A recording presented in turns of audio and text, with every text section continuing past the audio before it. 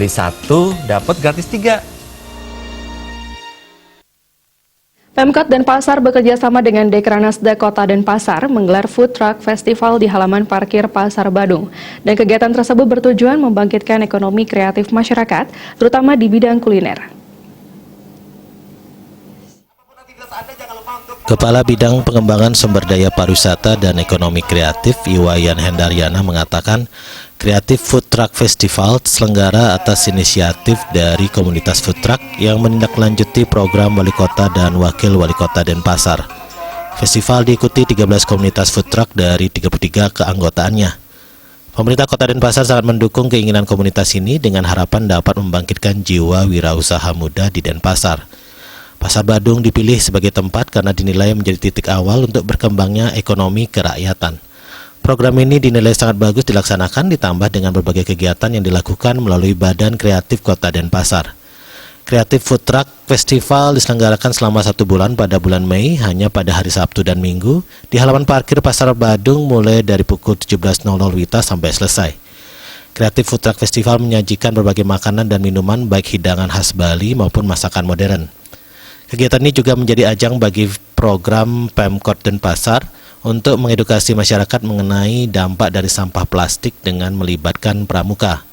Hal yang menarik dari momen ini, panitia menyediakan hadiah kepada para pengunjung yang mengumpulkan 5 botol plastik karena mereka bisa menukarkannya dengan sebuah goodie bag.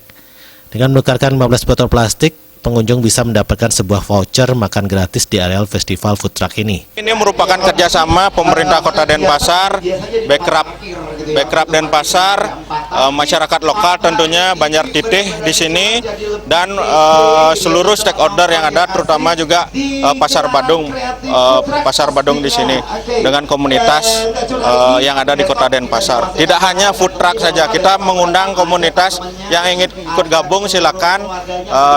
Tentu saja akan membuat event ini sangat menarik lagi dengan kegiatan yang banyak. Ketua Komunitas Putra Bali Inyoman Sugiantare Putra sangat mendukung program Wali Kota yang menggelar Food Truck Festival yang dinilai dapat mempromosikan produk rekan-rekannya.